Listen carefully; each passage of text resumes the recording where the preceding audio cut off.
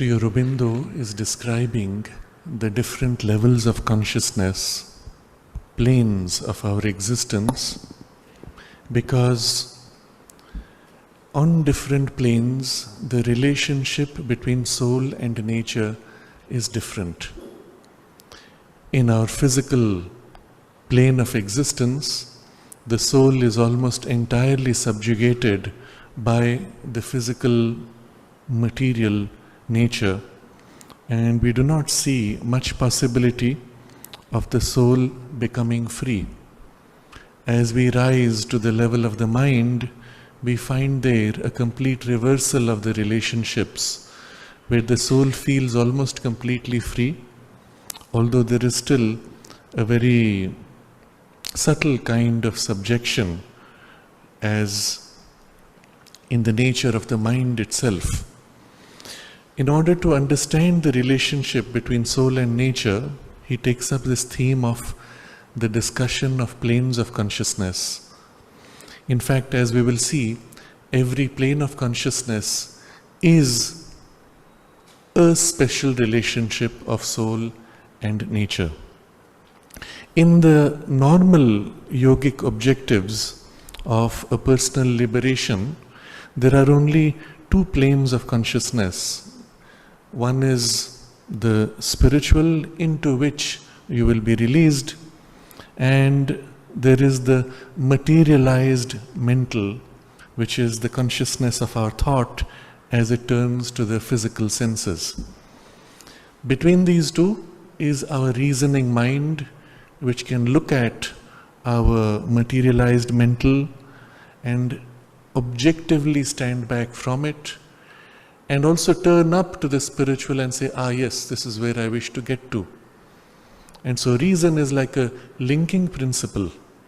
Elsewhere, Sri Aurobindo explains in his writings on the Veda that reason serves only, or is effective only, when it serves something else. Either reason has to turn down and serve this mind which is fixated in matter and in desire instincts, or reason has to turn up and serve a higher philosophical or spiritual objective. Left to itself, reason loses purpose, loses reference point, and becomes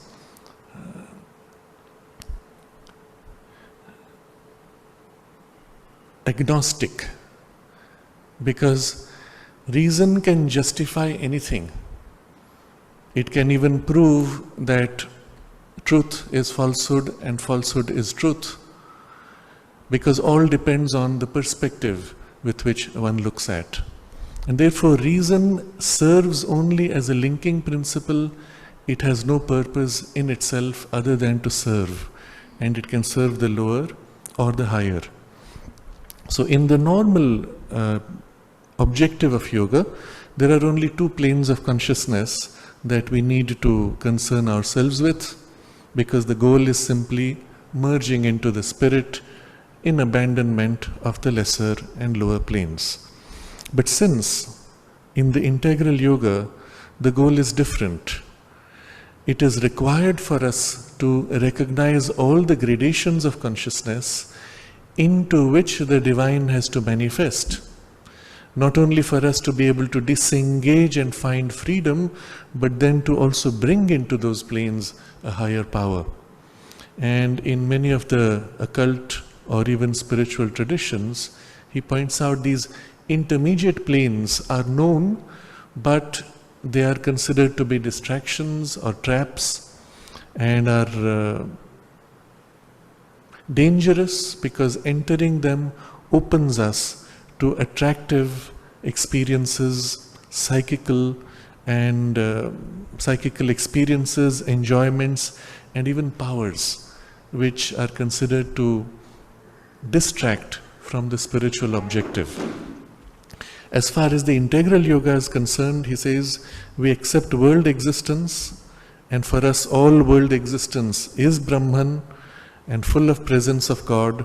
So all of these planes need have no terrors for us, and whatever dangers exist, we should be able to face them and move on. If there are many planes, he says, we have to possess them all for the divine, even as we seek to possess spiritually and transform our ordinary poise of mind, life and body. This is where we had paused last time. In the rest of the chapter, Sri Aurobindo will enter in detail into these planes of consciousness, what characterizes them, what difficulties they represent, and what is the key in each of these which opens it to a higher possibility, which will make it serve in the divine manifestation. And so it is a fascinating chapter, as we mentioned last time, full of deep knowledge which goes largely into the category of occultism. And we will understand what those experiences are based upon, what the principles of that knowledge or those practices are, as we explore the rest of the chapter. And Sri Aurobindo begins with this idea. The ancient knowledge in all countries was full of the search after the hidden truths of our being, and it created that large field of practice and inquiry which goes in Europe by the name of occultism. Now, straight away, a very important statement that all countries in the ancient knowledge, in the ancient traditions, all countries were full of this search.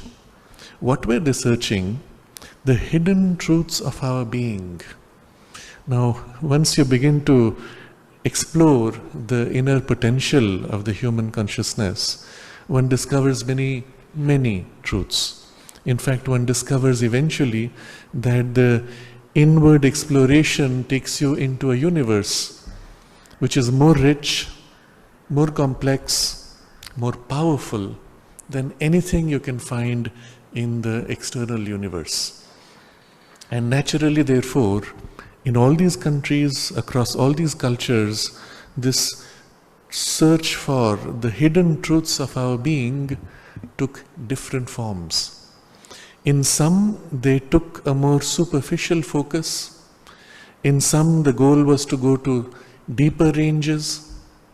In some, the goal was to apply at each step in clear external physical results and outcomes, whereas in some, the interest was only to explore deeper and higher worlds, experiences, powers, and with very little obvious, immediate external benefit. And so all of this makes for, as he says, large field of practice and inquiry, which goes in Europe by the name of occultism. He has a parenthetical statement. We do not use any corresponding word in the East, because these things do not seem to us so remote, mysterious and abnormal as to the Occidental mentality. They are nearer to us, and the veil between our normal material life and this larger life is much thinner. And this needs some elaboration. What is meant by this veil? When we enter the space in which a person lives, as soon as you enter the space, you get a certain feel of the energy or even the quality of consciousness of the person who lives there. And how does that take place? What is it in that space that holds that energy or that consciousness? Seen very superficially, you would look at how things are arranged, what color schemes are used, how the space is utilized, and all of that would give you some sense. But it is possible equally to have a space where everything is neatly arranged, but you open a drawer and inside it is chaotic. So externally it looks as if everything is in order, but when you feel the energy behind the external appearance, then you will feel, there is not much order, there is not clarity, there is some confusion. You feel as if the energy is all mixed up. If instead, internally also, everything has been placed in clear order and right relation, entering the space, you can literally sense the quality of the order and the consciousness of the person in their thoughts and emotions.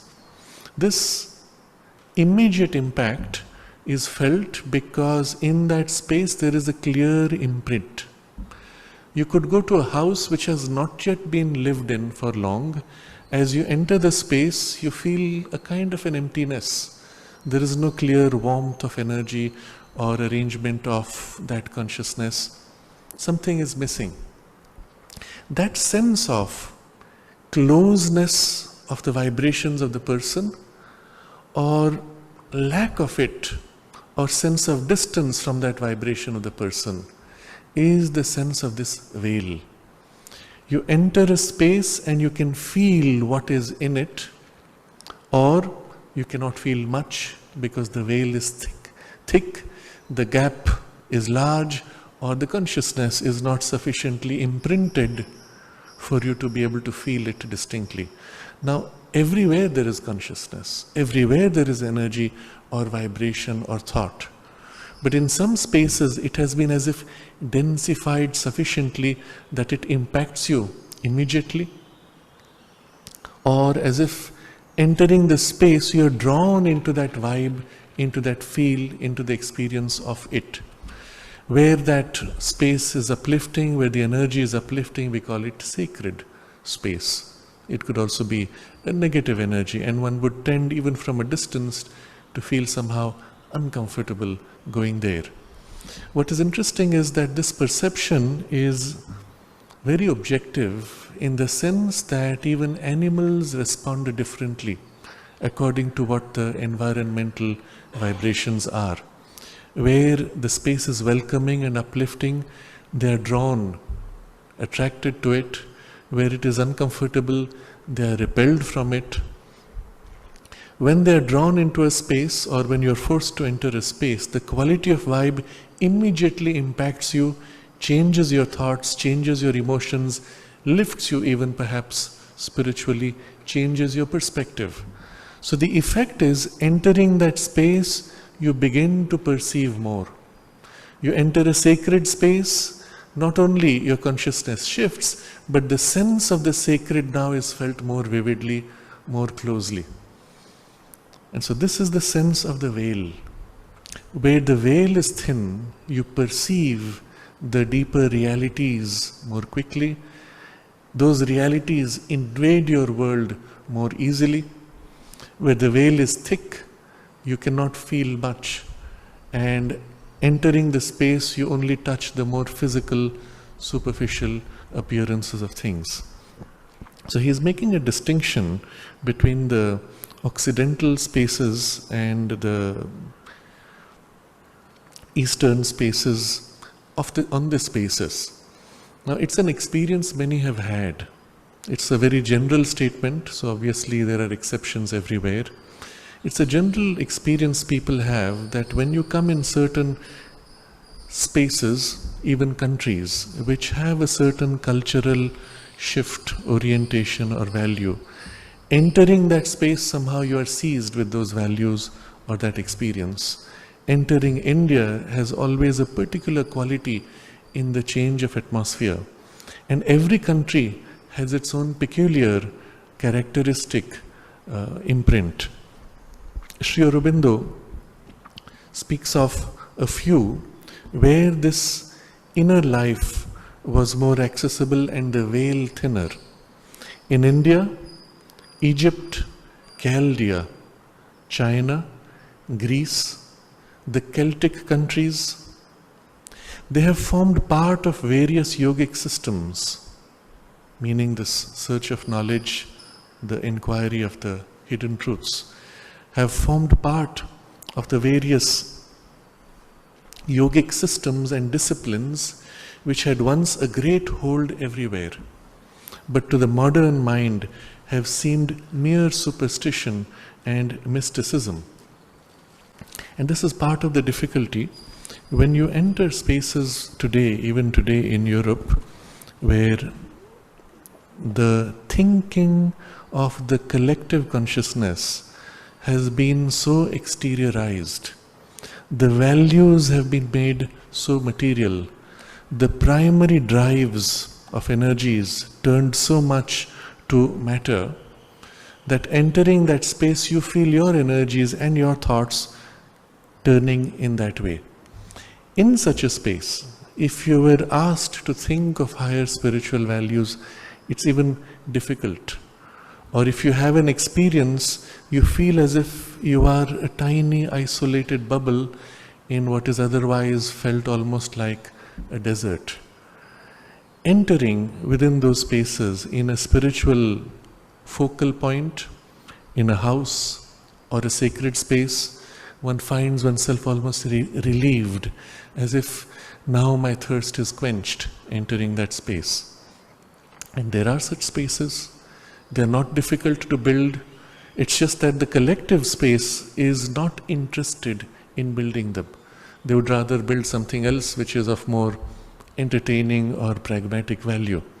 But wherever those collective spiritual interests have gathered and created a space, one can feel very quickly a shift of this kind, where an entire civilization has worked for those values. Obviously, it has a much larger impact. And within that, when you have a special focal point, it can go much deeper. The beauty of this is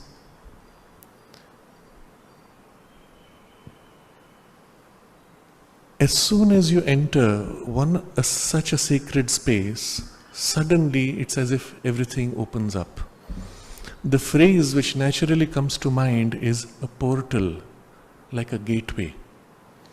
And so this is a term being used quite frequently nowadays in a lot of the New Age traditions. They will say, such and such a location is a portal. Meaning if you enter there, it's as if everything opens up, the veil is thinner. There are natural portals, natural spaces where automatically the spirit turns upward. Being generally at the tops of mountains, one finds something of this influence more easily. Certain mountains more, not all mountains equally. In India particularly, a lot of importance is given to the Himalayas. I have shared before perhaps an experience I had when I was visiting Visakhapatnam in the Indian naval base for a workshop, and afterwards they took me to see some of their facilities, and there was a museum of a submarine, and it's a submarine base, so the person who took me there was an officer from the submarine. And I asked him, where are you from? Because living in a submarine means you might be out 6 months in a little closed box under the sea and never see sunlight for 6 months at a time. And I said, where are you from? I was trying to feel what makes him want to go into the water. He says, I'm from the mountains, from the Himalayas.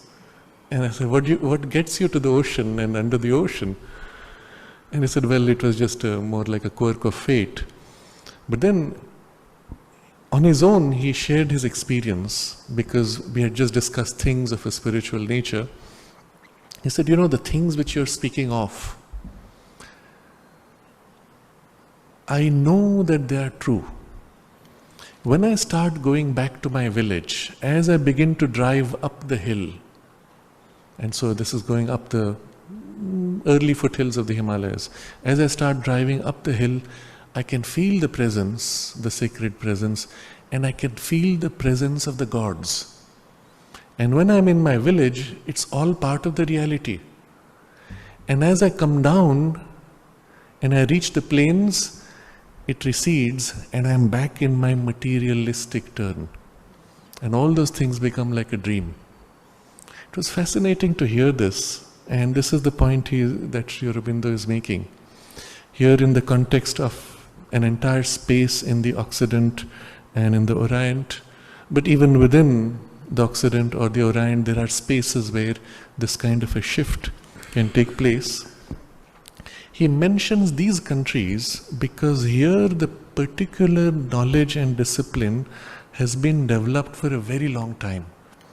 And the result is that the sense of the veil has been thinned sufficiently that even today, although the mass of humanity in these countries may have no such conscious interest, still the veil is thin enough. So India, Egypt, Chaldea, China, Greece and Celtic countries. Elsewhere, if you look up some of these phrases, locations of countries, Sri Aurobindo mentions a few others. Even Assyria he mentions in one case. But I want to quickly touch upon some of these spaces and what kind of tradition they held to the extent that is known to us in what survives, and to some extent also in my personal experience. Going to Egypt, you see, his list is not going by geographical sequence. He has India, Egypt, Chaldea somewhere in between, China, and then back to Greece, and then Celtic countries. So there's obviously a sequence intended. In India, the spiritual quest was the most prominent. Although the occult knowledge was there, the spiritual has always been the dominant theme of the civilization going back almost 10,000 years. In Egypt, we find a similar ancient lineage going back to an equal period of time, but all the current knowledge that we have of the Egyptian traditions seems more strongly occult than spiritual. The spiritual knowledge or symbols receded very quickly in the way the tradition survived. There were attempts to regenerate the spiritual knowledge, but they did not hold their own. If you recall Mother's reference to Akhenaton creating the whole new religion of the sun in Egypt, it was an attempt to bring back the focus to the spiritual, the sun being obviously the symbol of the spiritual truth, the same as in the Veda. And that gives us one clue, that already at that point there was a degeneration and a loss of the uniting principle. The Egyptian civilization had become more occult and engaging with lesser powers rather than the spiritual single focus. So his attempt to make that shift, of course, was short-lived, and subsequently one sees an even stronger decline. Today's Egypt, interestingly, does not have anywhere obviously this kind of a tradition. But if you poke around, dig a little deep, you will find it quite intact. Under the guise of Islamic teachings, because the country is now primarily Islamic, and second, under the guise of the Christian tradition, Coptic Christians, where they have retained, or so they claim, unbroken lineage from the Pharaohic tradition all the way to the present, converting to Christianity when that became the dominant religion, and subsequently surviving still under Islam. I had occasion to meet both groups during my visit to Egypt, and in both the spiritual core of the groups. So in the Islamic tradition, one could see so clearly, first they had to be extremely careful. They had to be very careful because the teaching, being essentially spiritual, immediately becomes universal. But to survive inside Egypt with a government which is Islamic, they had to ensure they proved that everything they taught was somehow in alignment with the official religion. And so you saw them bending over backwards to try to prove the point, but the people themselves lived a very vivid spiritual tradition, belief, practice, and you could see that the goal was completely selfless. It became a focal point for many. It connected into their universities, where professors studying religious or spiritual traditions, or generally often going under the general base of psychology, had this similar turn. And one could feel that sense of continuity of the spiritual consciousness which survives. So even though it may appear as if on the surface a civilization is covered up because of the modernism, The fact is, if the veil is thin enough, there will always be these groups which will hold the thread of consciousness. With the Coptic groups, it was different. There, the occult component was more strongly felt because they still had some of their original rituals and traditions. It was surprising to see how closely similar they were with some of the practices in the Indian temples. Although it was a church, the practices were so similar, and I asked them about some of their teachings, and that was another surprise. They were so similar to the yogic knowledge. They claimed to be able to read the original Egyptian hieroglyphs with their spiritual symbolism, with the spiritual meaning. So that is something very precious, but in numbers they are quickly dwindling. So this was Egypt. The experience there was being in the space. If you did not know that you were in Egypt, you could have thought you were in India. That sense of the veil being thin was so obvious. Entering the pyramids, from the things we have read, one has a certain idea, but the experience inside was quite different. In the big Great Pyramid, which is the major tourist attraction, which is the only one you're allowed to enter, going through the big passage and going into the king's chamber, it was okay. There was nothing obvious felt, perhaps because there's too much of the tourist vibration filled in. But going inside the king's chamber, the guides there, and you're never allowed to go alone. There's always a guide. The guide there told us, okay, now you can do some chanting. We make sure nobody sees you because it's forbidden officially. And then they made you do a chant. It was interesting that the people who had to follow an official line rebelled against it and wanted the tourists to actually experience something spiritual inside. And then as we came down, we stopped at the point of the passage which goes straight down under the base of the pyramid. And we stopped there, and there were three of us, one from US, one from UK, and I was from India. All three simultaneously felt, there's something special here. So we came closer. The passage was dark, you're not allowed to go there. There was the smell of urine. But in spite of that, the vibe of deep peace which was emerging from there, it was so spiritual. All three of us spontaneously sat down and went into meditation. And this was something remarkable. And then I realized that other places also might have had a similar intensity just because it's clouded from the heavy tourist traffic. But it should be possible to tap into it with a little effort. The second experience I had was in going to the Valley of the Kings, which is actually where the sarcophagus of the kings are kept, where people are buried. So the association is tombs and burial ground. You enter the hilly region, you look around. First glimpse I had was of these strange stone structures which were just the hills that had been eroded, but they were so shaped that they looked like human beings. Looking at them, if you did not focus too much on the physical sight, you literally had the sense of conscious beings in each one, and that was a bit of a surprise. So whether it is so, and that's why they chose that place for the burial, or because they chose the place as a burial, they invoked certain protective energies, I don't know. And then entering into that, we had this snaking, it's a valley. You could feel that in the hills there were things hidden, still not discovered. And they were always covered carefully. And going to the main tourist center, they gave us an option to visit 3 sites.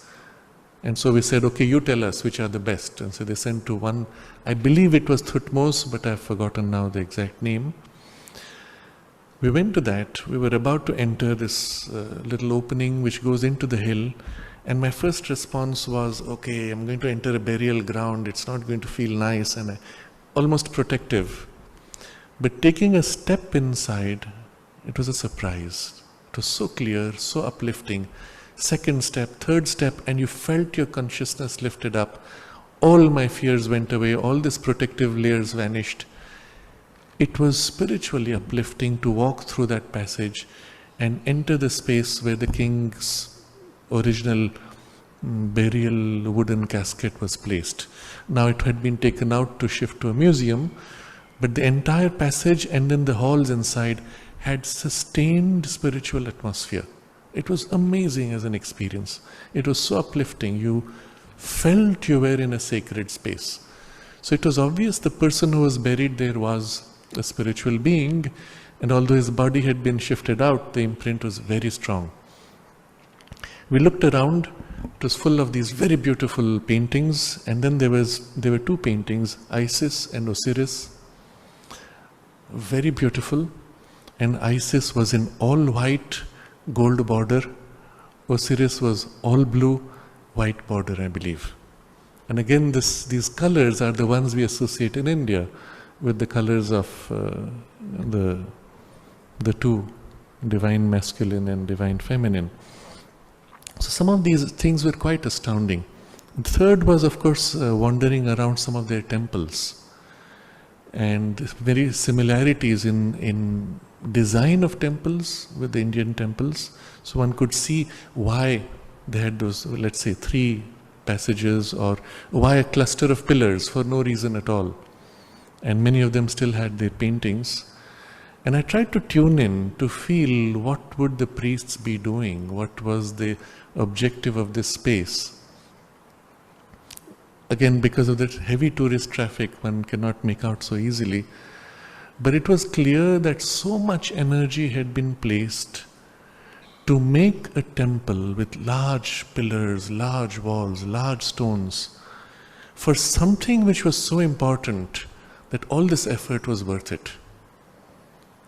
You don't see that anywhere else. Even in the burial spaces for their kings, they didn't put so much energy. What was so special about the temples? And so you see there the orientation of the civilization. The common people's houses may be bare and simple, but the temples are the focal points because those are the links from the heavenly realms to the material realms. That is so important. The pyramids themselves originally were temples, but which had also an occult, energetic objective. So this was with Egypt.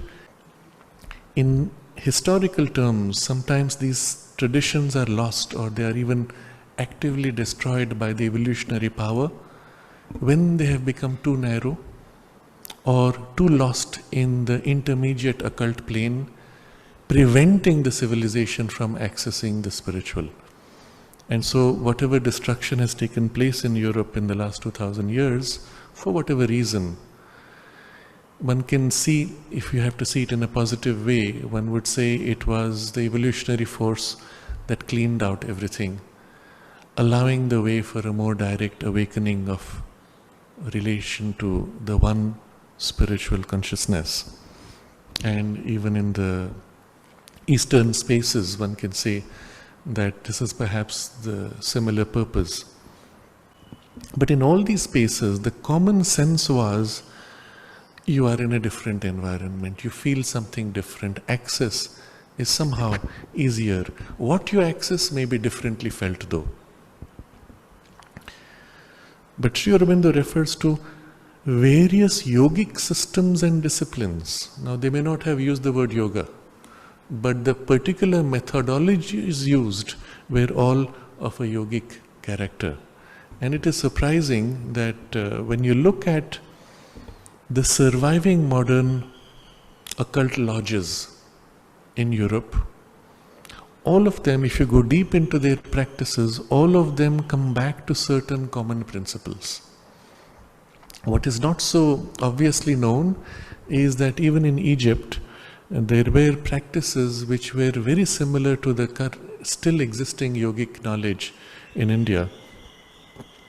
So the word is quite appropriate here, because the whole goal of these practices is for developing and awakening the individual consciousness.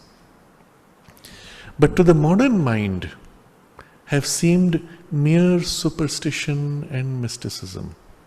So in all these spaces they formed part of the knowledge, but to the modern mind there is this dismissal.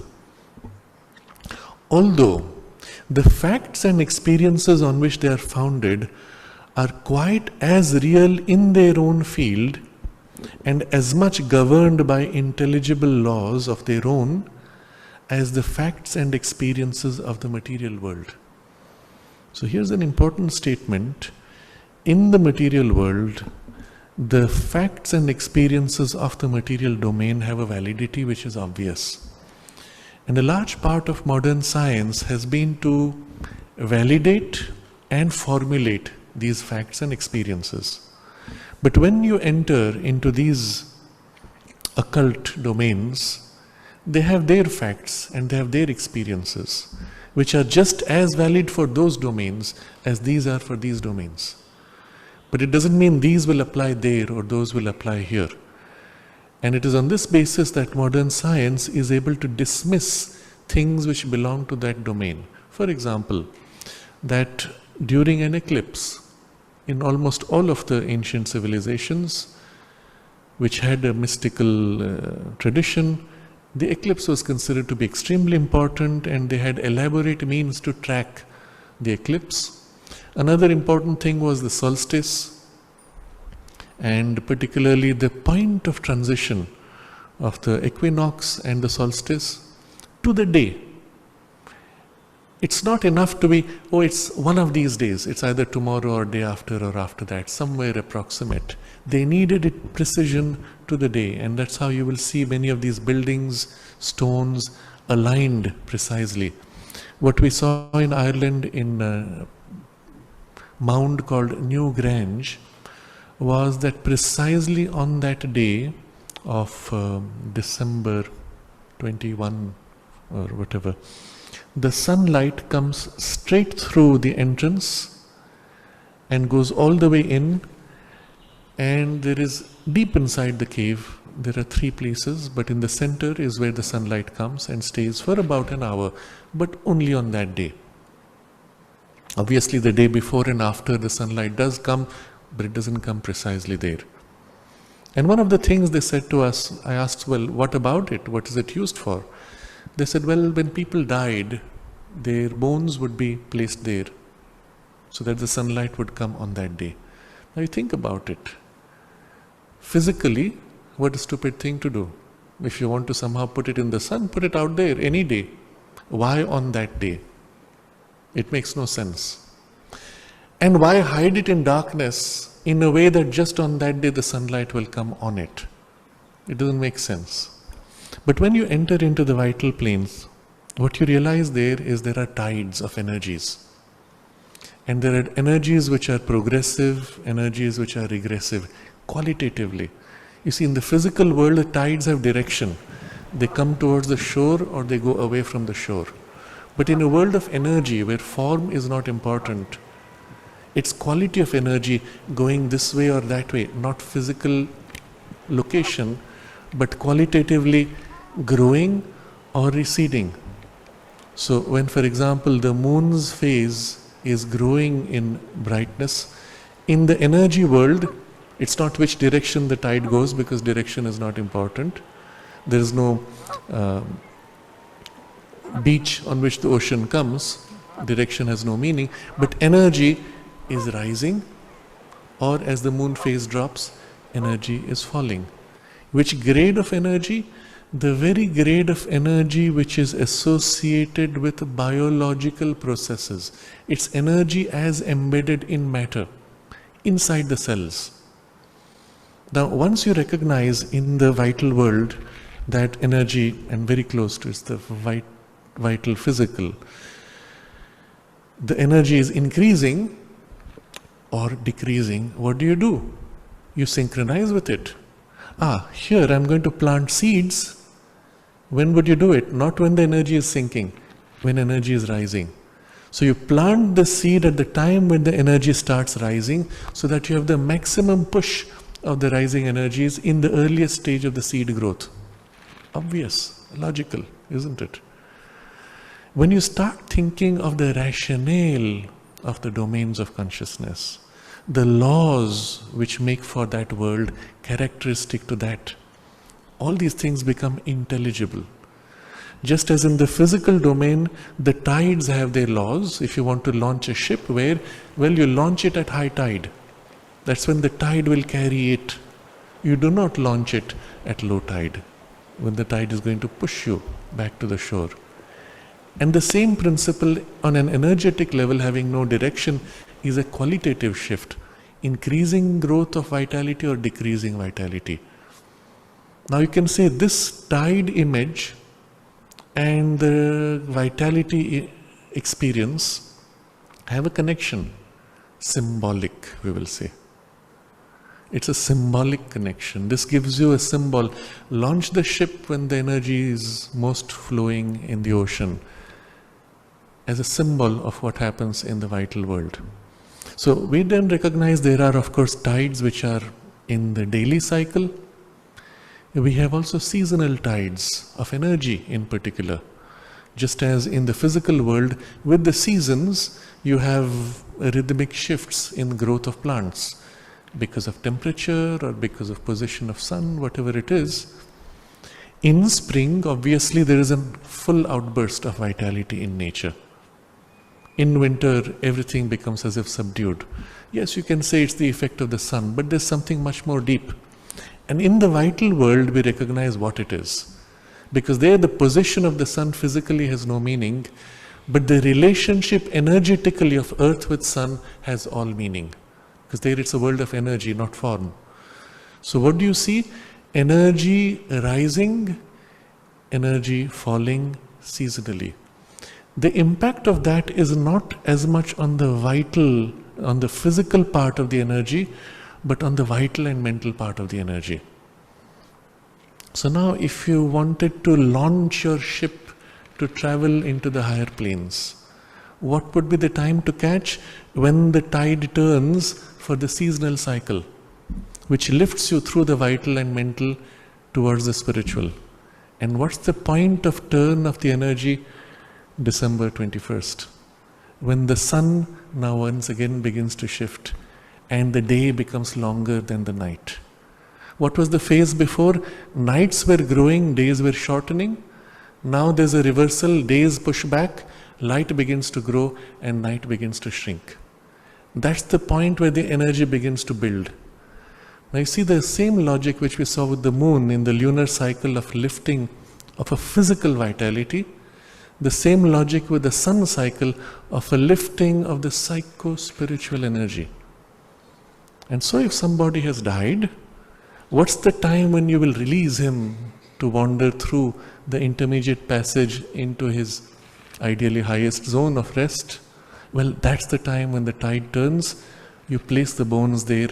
On that day, the sunlight as if comes to receive him and take him into his journey. Symbolic, but you look behind the symbol to the truth of it. This is the day you want to release your ship. And it makes so much sense. And it's a truth of that world, but because that world and this world are overlaid, that principle operates in the energy of this world, though not in the matter of this world. And so when you're dealing with things of energy, well, you have to follow those principles, catch those tides. In India, we have the similar story, or even the tradition, that when you die after December 21st, on or after, then you catch that tide which takes you across immediately. If you leave your body sooner, then you have to kind of wait until the tide picks you up to go. And so in the Mahabharata, there is the example of Bhishma. He has been shot, his body is bleeding. Technically, he's going to die any moment. But fortunately, he has the gift that he can choose when he leaves the body. And he waits for this auspicious day. And only when the cycle turns, he says, now I'm going to leave, and goes off. Now, when you place it in such terms, it's so obvious. The logic of it is so obvious. But if you looked at it purely from physical terms and physical sun position, some superstition, some belief. Oh, those were old people, they believed crazy things. No, in fact, they were smarter than us. They knew more. They lived in a consciousness in which the veil was thin. They could sense the shifting tide. Not necessarily all, but at least the more developed ones.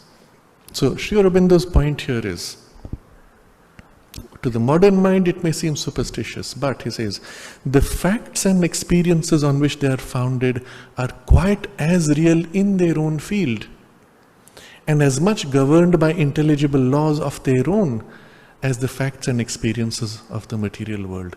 The laws are intelligible, they can be explained, they are rational, logical. And in fact, just as physically we can derive the laws by observation and experimentation, so in the vital and mental worlds, or generally the occult regions, we can derive the laws by observation and experimentation. But there's a difference. In the physical realm, objectivity is obvious. If somehow you see the light of the sun is producing a particular physical effect, the plant is growing more or less, it is a shared objective experience, we can all see it, yes, evidence. But once you enter the vital and mental world, remember, form is not there the priority. Energy, consciousness, awareness are all subjective. So your bias, your frame of reference, your expectation, your skepticism can all influence the outcome. And therefore you have to follow not objective validation, but a different kind of validation, ideally intuitive. Only a higher intuition would verify, yes, what you have observed is correct. But if you do not have the intuition, you can observe something which works, but it works only for you because of your orientation of consciousness. It does not work for someone else who has a different, more skeptical orientation of consciousness. So the moment we enter this domain, we have to realign ourselves in consciousness terms. So I'm going to give you an example, another example here. If you are going to, let's say, heal someone energetically, the person's skeptical consciousness can already offer you a resistance. The same person having a welcoming, accepting belief in the healing will offer you a rapid, almost immediate healing. Or in the part of the body where there is skepticism or refusal to change, there will be greater resistance, less result. In the parts which are open and receptive and want to change, there will be immediate result. Now this is so obvious when you look at things purely from energy. Energy accepts or opposes.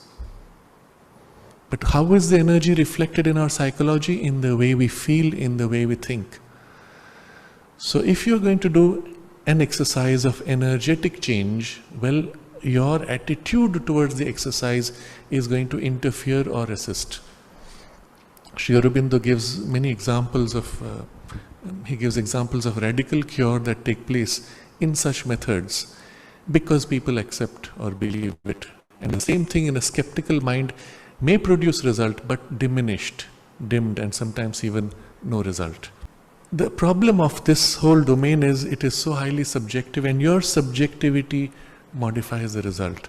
So Sri Aurobindo explains that pure logic may apply in the physical world, but when you enter these domains, yes, logic serves up to observation serves up to a point, but unlike the physical experimentation where observation is all, in these domains, the intuitive factor is an essential requirement to cut through these variations which are so subjective. Now, the point being, those have their intelligible laws, which may be completely different from the physical laws. Now, you would expect Sri Aurobindo to go deeper into it. He says, it is not our intention here to plunge into this vast and difficult field of psychical knowledge. But it becomes necessary now to deal with certain broad facts and principles which form its framework. For without them, our yoga of knowledge cannot be complete. So Sri Aurobindo's focus will not take us into this immediately, but rather he will look at the backdrop framework which is common to this and which has implication directly in the yoga of knowledge. Broad facts and principles which form its framework of this psychical knowledge, occult knowledge. So that's what you will see in the rest of this chapter. Sri Aurobindo has 2 footnotes. First of all, regarding India, he says, for example, the Tantric in India, which the lineage which has retained or developed most the occult knowledge. And in fact, a large part of Tantra as it survives today has primarily to do with occult practices or gaining of occult powers. It has lost its original sense of spiritual liberation and perfection. A large part. There are, of course, equally the more spiritually oriented tantric lineages. But of this, when he says it's not our intention to plunge into this vast and difficult field of psychical knowledge, he has another footnote. We hope to deal with it hereafter. Sri Aurobindo wanted to write more about this knowledge. But our first concern in the Arya must be spiritual and philosophical truths. It is only when these have been grasped that the approach to the psychical becomes safe and clear. 2 words, safe and clear. When the spiritual foundation, the philosophical foundation is clear, is there, and then you look at the psychical knowledge, then it is safe. Otherwise, if you enter that knowledge first, you are suddenly exposed to powers and their utility. 2 things will happen. Your ego will seize upon them, and your ego will get further exaggerated and go off track, which is the main fear most spiritual traditions have. But second, you might not realize that you may be seized by those powers and made a tool of them, and you will be sucked into danger. If you go, for example, in a physical domain of exploration, you have often warnings. If you enter this forest, watch out, it's known for certain insects which are very poisonous or certain snakes which are dangerous. You are given a warning. If you entered it without that warning, then, well, you are open to danger. You could get seized by those forces. In the occult domain, it is similar. Entering into energy spaces where everything is energy, form is not important. Any energy can appear in any form because form is secondary. Any energy can shape itself to take on any form. That's what happens in dream states. That's why we say this dream is symbolic. I saw so and so do this, or I was doing something which looks weird in terms of the world of form. But in terms of energy, it makes eminent sense. So I'm standing, for example, somebody's dream. I'm standing in a house and suddenly there's a big storm and all the walls start falling. But somehow I'm safe, I don't fall. What does it mean? Physically, it would not be possible. But in the energy space, what does the storm represent energetically? An intense force, which is churning, which is changing, perhaps breaking, transformative, positive or negative. What is your house energetically? Your safe space, your construction of your personality, of your life circumstances which are arranged, all neatly arranged to fit each other to create your sense of security and your personal domain of identity. And what is this energy versus this energy? What is it doing when it's breaking it? You are standing in between. What is this you in relation to all this? The person who has built this construct, and the construct is being broken.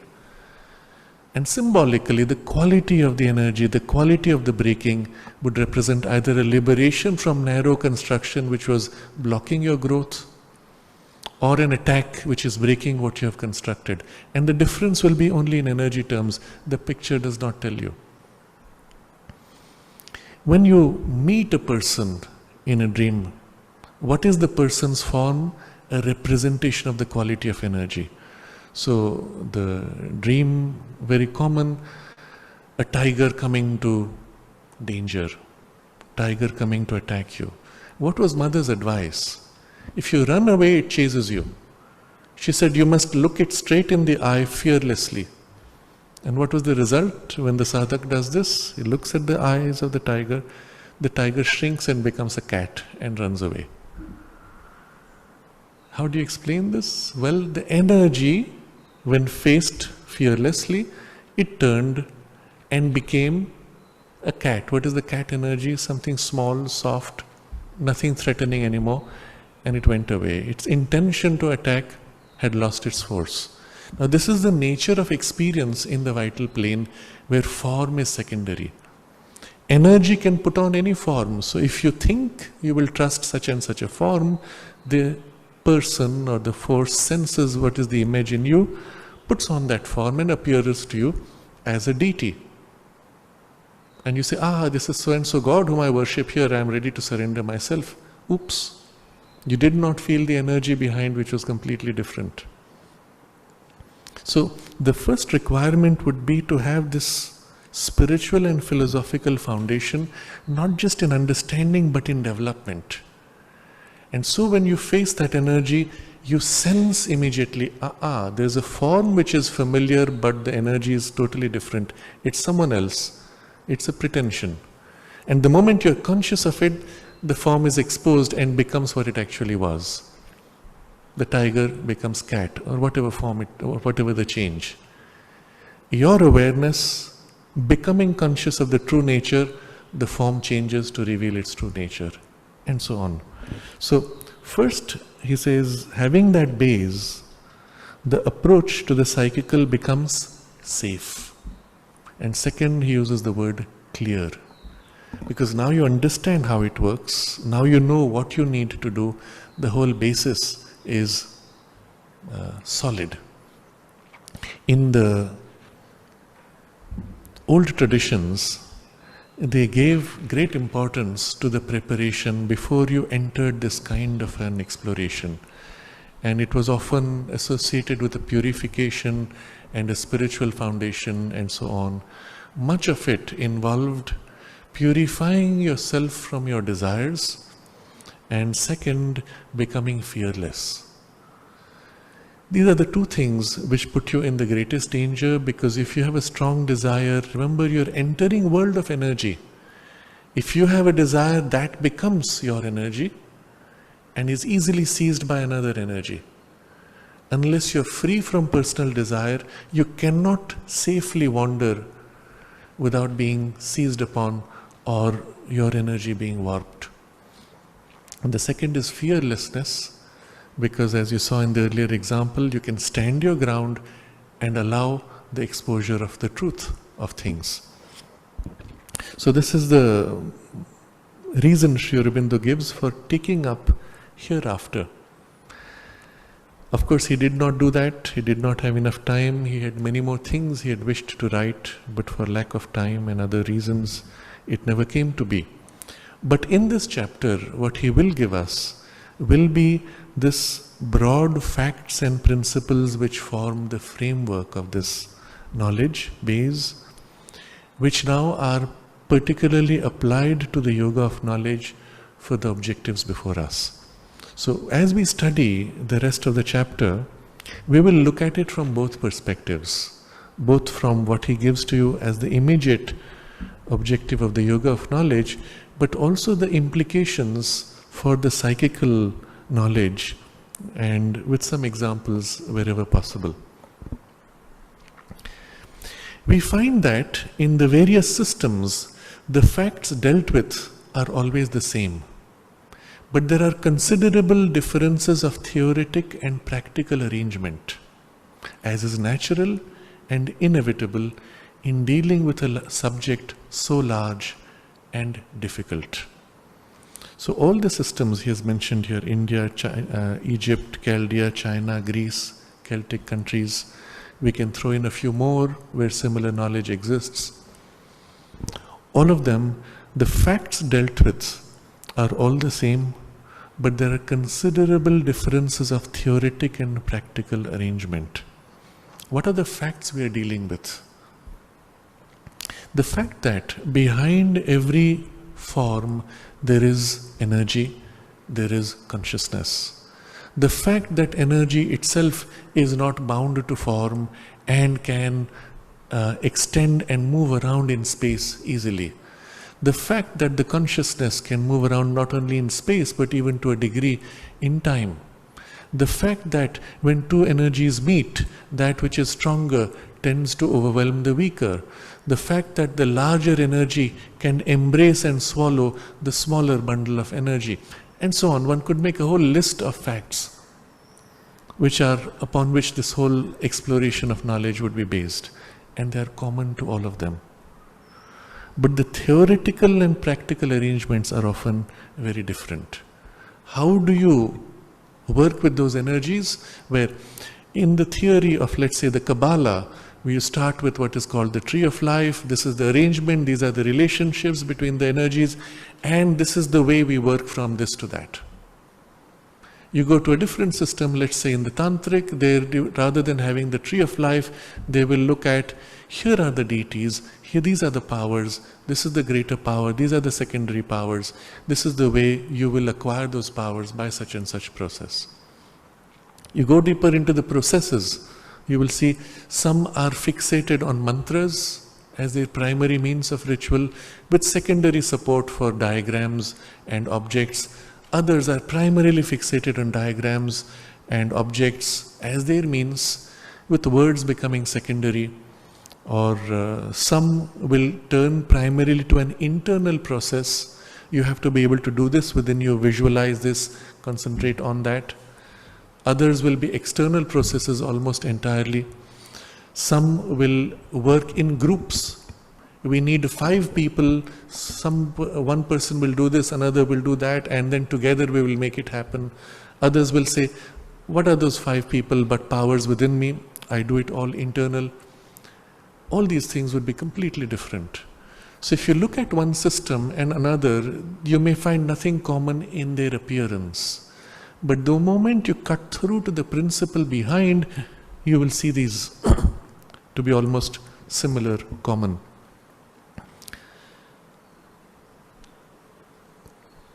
Certain things are here omitted, there made all important. Here understressed, there overemphasized. Certain fields of experience which are in one system held to be merely subordinate provinces are in others treated as separate kingdoms. So you see the variations are only of emphasis. It would be interesting actually to look at some examples of this. Made all important. For example, in many systems, ritualism is made extremely important, and the ritual is such that even one word missed might mess up everything. And so they make you practice the rituals. As a result, you are almost completely fixated in the ritual as your means of access. So let's take an example in some of the modern temples of magic, as they call them, in the European tradition. They have specific rituals for accessing the vital world, for entering the vital world. And so they will create a picture, a gateway, and depending on the particular system, they will say you visualize this particular geometric shape with this color, use these words, and now put yourself here, now step across, and so on, and finally you project yourself in the vital world. Once you finish your journey, you come back, you must cross the threshold and then do a ritual to close the gate and banish the whole thing. It's very elaborate, can take a long time even to master the process, but because it is so mechanical, it has a near mechanical access. You don't have to develop any special skill, or any skill of consciousness happens in the process of the access. Of course, not everyone has the same kind of access. In a completely different system, the whole goal will have no ritual. Lie down, concentrate on this center, focus your concentration entirely, shift your consciousness out, project it here, and there you are, you're out of your body. Very simple. Come back, and it's done. No ritual at all. The mechanism is so different as to be completely incompatible. This person is unable to do that. That person finds the ritual to be crazy and pointless. But the kind of access you gain is also totally different. In some systems, there is great reliance on numbers and geometric patterns, objects. So if you don't have a particular object, well, you are impotent. If you've forgotten the formula, you're powerless. In some systems, acquisition of objects of power and infusing them with power is extremely important. So as you progress in the hierarchy of your training, you acquire your wand. Once you have your wand is your means of directing your will. The wand becomes a symbol of willpower. You have acquired now your crystal ball. That's your means of accessing through vision. It becomes symbol of your third eye's vision. Or you have your cape or your crown, which become again symbols of certain relationship with the subtle body. Now all of these, you could say, discard the symbol, go straight to the direct experience. That would be very close to the spiritual experience of the occult domains. But they have their value, and the problem, of course, is you're also dependent on the wand, on the crystal ball. So great difference of theoretical, practical arrangement, also difference of emphasis. But Sri Aurobindo says, because of all these variations, he chooses one system or one framework. But I shall follow here consistently the Vedic and Vedantic arrangement, of which we find the great lines in the Upanishads. First, because it seems to me at once the simplest and most philosophical, and more especially because it was from the beginning envisaged from the point of view of the utility of these various planes to the supreme object of our liberation. And this is the reason he has chosen. Now, the Vedic and Vedantic arrangement, as he will tell us shortly, consists of the 7 planes of consciousness. Contrast this with the Kabbalah. The Kabbalah itself, you will find there is a Hebrew Kabbalah, there's a Greek Kabbalah, there's an Egyptian Kabbalah, there is even a Sumerian, perhaps it was originally Chaldean in its origin. This has the tree of life, one splitting into 2, and then multiple levels, and finally narrowing down to one, which is the physical plane. You will find there this mapping of 7 gradations, quite common. In the 7 gradations, you will have these splits of 2, which represent 2 facets of consciousness or powers of consciousness, and having particular, very clear links, passages. If you want to go from this state of consciousness to that, you can go this way, or you can go indirectly that way. It's very rigidly mapped out. What is interesting about a structure like this is that because of its rigidity, it allows you to develop narrow practices which take you up the tree through levels of consciousness. But you're stuck with that narrow passage. It's as if you have cut channels of water, and it allows your boat to go from here to there, from there to there, but you cannot go directly. You have to go through that channel, as if you're fixated on a railway system. So if you want to go from this station to that, there is no direct route, you will have to follow the indirect routes. But there's a different way, which is the spiritual approach, which opens the way fully, that you can go from where you are to wherever you want directly. And Sri Aurobindo gives this analogy. He says it's like being able to explore the whole ocean. The entire region is a way open for you. You are in your boat, you can go exactly where you like, as you like, wander where you want. But more important, the analogy breaks here. Unlike a boat or the train, which only takes a narrow route to wherever it goes, your consciousness can become wide as the ocean. So it's not just a narrow passage from this state to that, it can also become a wide, embracing, uplifting experience. And this is not possible in those rigidly structured systems. And this is possible in the Vedic and Vedantic arrangement which he is referring to. The ability to freely shift from planes of consciousness, but also to be able to deepen and widen your consciousness as you rise and ascend.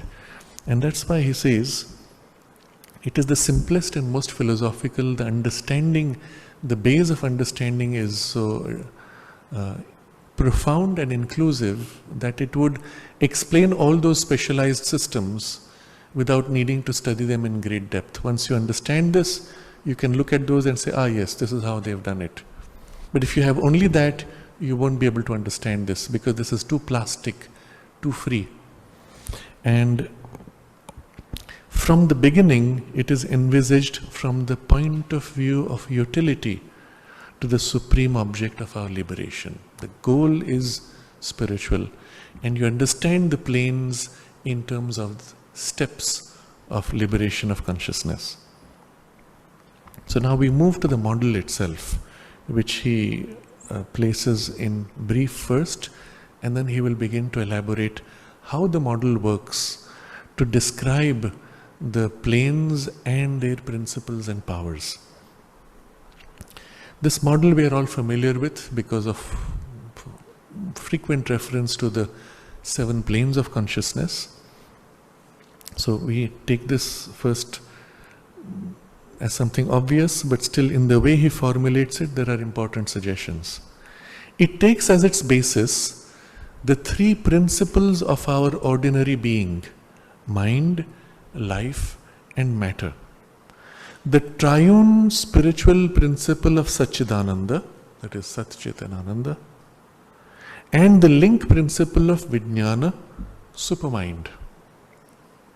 So that makes for 7, 3 below, 3 above, and then the link here. And then he describes supermind as the free or spiritual intelligence. It's very interesting to look at it this way. You know, the supermind as the link principle between Satchidananda and mind, life, matter below is the link point between the oneness above and the multiplicity below. It is also the power by which the Satchitananda concentrates itself to manifest into the divided consciousness, into the physical world. And so it is intelligence of Satchidananda, but it is also the precursor of the mind's intelligence, which is a narrow, limited, finite intelligence. And this can be seen, therefore, liberation into its full potential of the true spiritual intelligence, or it can be seen from above, turning down as the intelligence and power of the Satchidananda by which it manifests the world. From both ways, we meet the same truth, that it is the free or spiritual intelligence. And thus arranges all the large possible poises of our being in a tire of 7 planes, sometimes regarded as 5 only, because only the lower 5 are wholly accessible to us,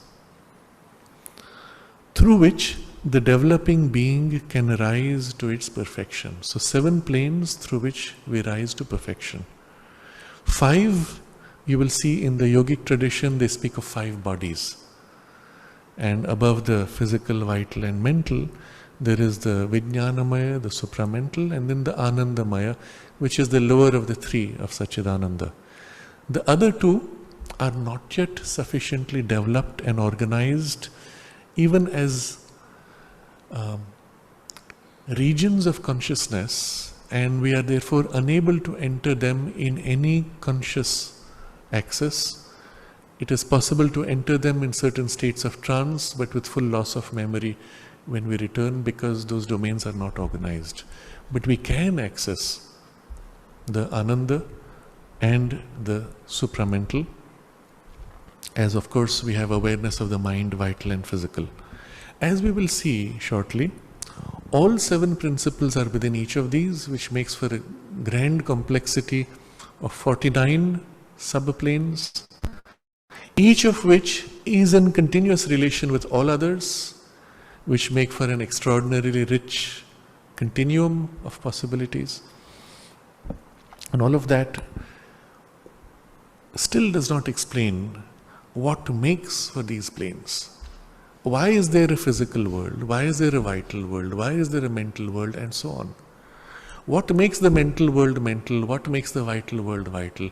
Or the physical physical? We can still say, because here consciousness is like this, there it is like that, there it's like that. Okay, that's a description. That's not an explanation. Why is consciousness like that in the vital world? Why is it different in the physical world? You will not find anywhere on earth, in any tradition, any text, an explanation of the why, except in the next paragraphs of this chapter. They all describe the planes with whatever the framework of understanding they have, but they never explain why it is so. And this is going to be an extraordinary exploration as we enter the next paragraph. It's actually over the next three or four paragraphs, but the first step to understanding it he gets into, and we'll just read this because it will require a much more concentrated appreciation, because when you go to the core of what makes a plane of consciousness with distinct characteristics, when you go to the core of it, you have to as if stand back from all planes and see what is common to all of them. And once you've got to an essential principle of what makes a plane of consciousness a plane with its characteristics, then you can say what makes this, that, and the other. Okay, so the moment he moves to this level of an essential understanding, it needs a little concentration to get into the full appreciation of it. So of which we will take the first step. But we will fully appreciate it only next time, because it will take a while to enter into it. So here he starts like this. But first, we must understand what we mean by planes of consciousness, planes of existence.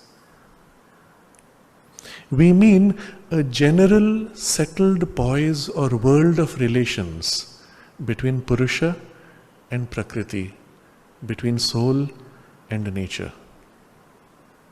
For anything that we can call world is and can be nothing else than the working out of a general relation which an universal existence has created and established between itself, or let us say its external fact or potentiality and the power of its becoming. That existence in its relations with its experiences of becoming is what we call soul or Purusha, individual soul in the individual, universal soul in the cosmos. The principle and powers of the becoming are what we call nature or Prakriti. Now, we'll enter this in great detail next time, but the basic idea is this. A plane of consciousness or existence is basically a settled poise or world of relation between Purusha and Prakriti. The soul as consciousness, that which is holding the potential, and the character of the potential which it pours out, that becomes nature. And the relationship between this, which takes on a settled character, meaning it will move only within a certain band of relations. That is what makes for a world. Now this is the most essential way, stepping back from all these planes and subplanes, stepping back to describe what is the world. There is soul, which holds all potential, and then it draws out from its potential certain aspects of its potential, the becoming, being and becoming. It could draw out everything that makes for the whole span of planes. It draws out certain characteristics, certain relations with its becoming, and holds them in a settled poise of relationship. I stay in this band. I am conscious of all the forms that I can be. And I throw out all these forms and hold them in relation to myself and to each other. That makes for a world of form, where form is prior, energy, awareness, consciousness, thought, not so important. Maybe there, but behind the scenes, within the form, hidden away. I see flower, but I don't know what the flower feels or thinks. I see the dog, and I can only guess what it's feeling because I can't really feel or see it. World of form. Or I look into myself, and here are all the energies that can flow within me, and all the qualities of energies and emotions that can play in those energies, and draw them all out and put them in relation to each other and to myself. And that makes for a world or plane of energies, in which form is irrelevant, because energies interpenetrate. All energies flow through each other. Look at this domain from a purely energetic, from a physical energetic perspective of frequencies of electromagnetic waves. Right now, there are about 100 radio stations of frequencies passing right through us, through all the physical objects. They are passing through each other at the same time. You can tune into any one of them and hear what it has to say, but they're all there simultaneously. Not only all the radio stations, all the FM stations, all the television stations and their frequencies, and all the mobile phones and all the nearby towers transmitting all the signals of every conversation of mobile phones within the span of 30 kilometers at least, all passing right through us. So somebody in a house next door is making a phone call to somebody who's on the other side of the world, but his mobile phone transmission to the local station, tower is passing right through us. If you could somehow tune into it, you would hear what he has to say. Now shift this same idea to a world where every emotion, every energy is beaming right now and passing right through you. That's the nature of the vital world. That's the relationship soul sets with its world. And so soul and nature holding this relationship of energetic becoming and play, as distinct from soul and nature holding this relationship of forms and play of forms, make for two distinct worlds, physical and vital. In its full spectrum of becoming, all these are one entire spectrum. All these interpenetrate with each other.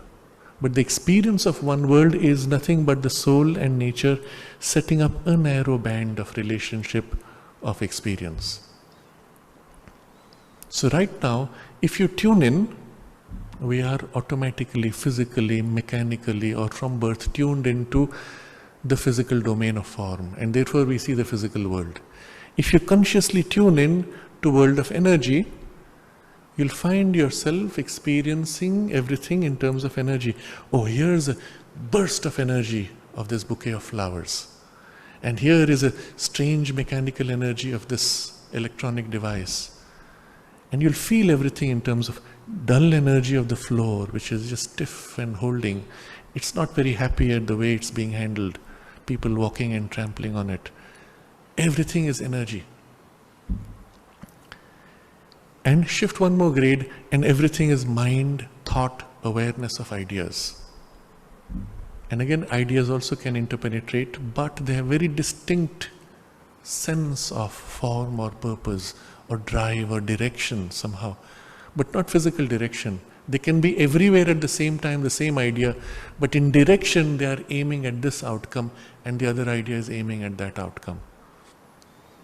And if you are consciously able to develop this skill, you can sit like this, not seeing with physical eyes, but with your true sight of the soul's, the Purusha status, tune into the physical world and then gradually tune up, scanning through the gradations until you go through the vital physical, and then physical vital, and vital vital, vital mental, mental vital, mental, tune out.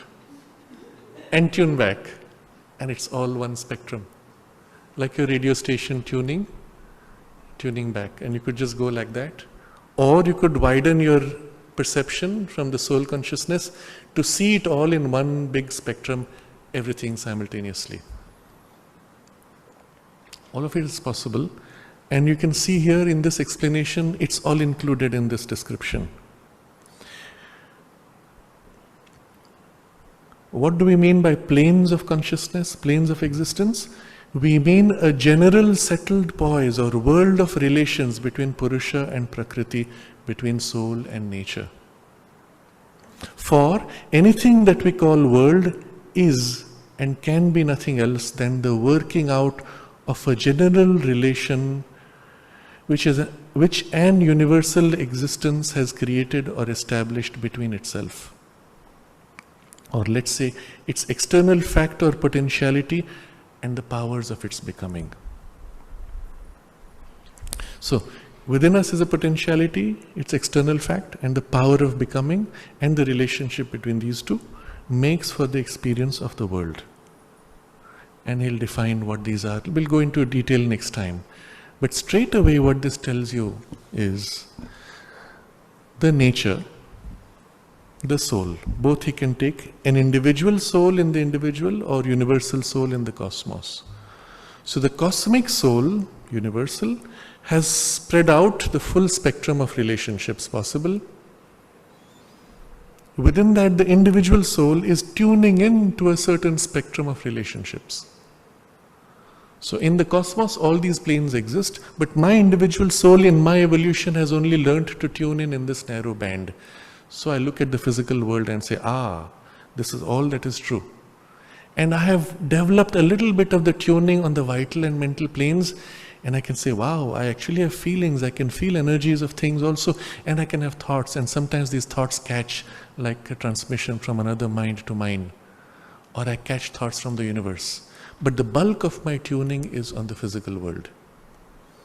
By a yogic process, by a process which is precisely the goal of this whole framework of planes, the goal of liberation, I can liberate my consciousness from this narrow tuning and reawaken the full tuning and share in the full cosmic spectrum which cosmic soul has with cosmic nature, of which my soul and my nature are experiencing a very tiny, narrow, limited part. And I can widen it out until I see the whole. So just as an example, when the mother would meet people, she would of course see the physical body also, but not so well as she said. Much more she saw the aura, the psychological content of the person, and not only superficially what they had in front as their feelings and thoughts, but what was inside, what was behind and what was inside all the way to the soul. And seeing the person like this, you saw what was their deepest and highest truths and potential. What do you address? Whom do you relate to? Obviously you relate to that, but what do you do when the person says, Mother, I want this, I want to do that, I am unhappy? Well, you have to address this part which is saying, I am unhappy, oh yes, don't worry, you're my child. And on the inner part, where the person is not conscious of his true cause of unhappiness, she reaches in and does what is needed. And if the person was conscious, he would know what was done. But mostly they were unconscious, so.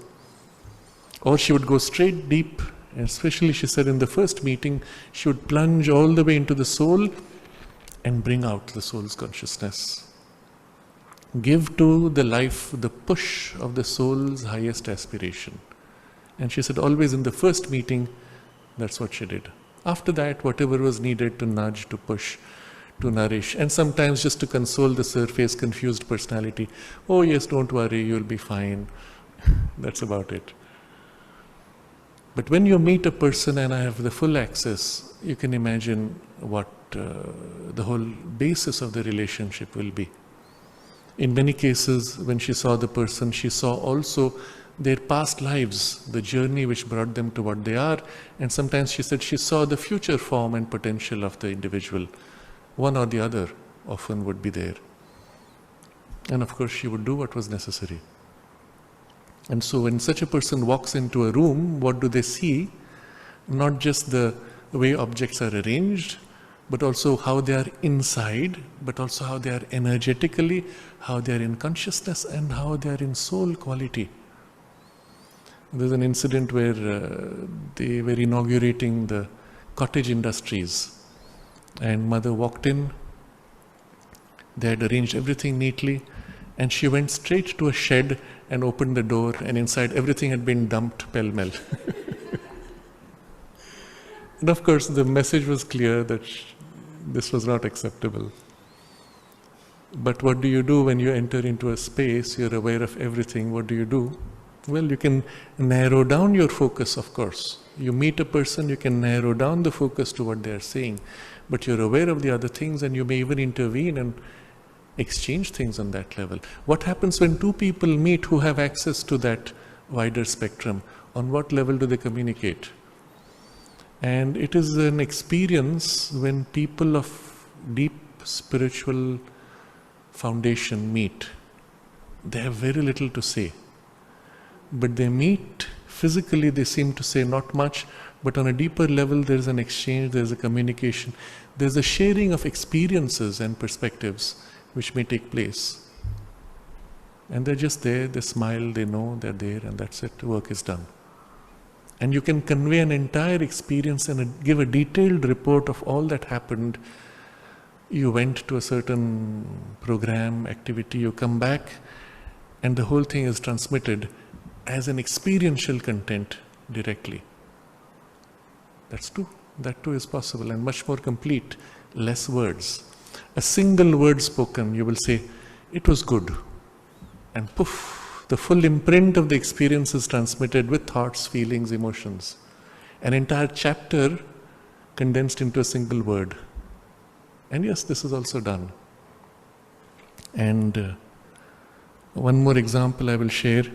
When Kapali Shastriyar, as you know, was a great Sanskrit scholar, yogi of course, and had come to Sri Aurobindo, lived in the ashram. He came with a deep knowledge of the Tantric tradition and the Vedic tradition. And he passed away in 1954.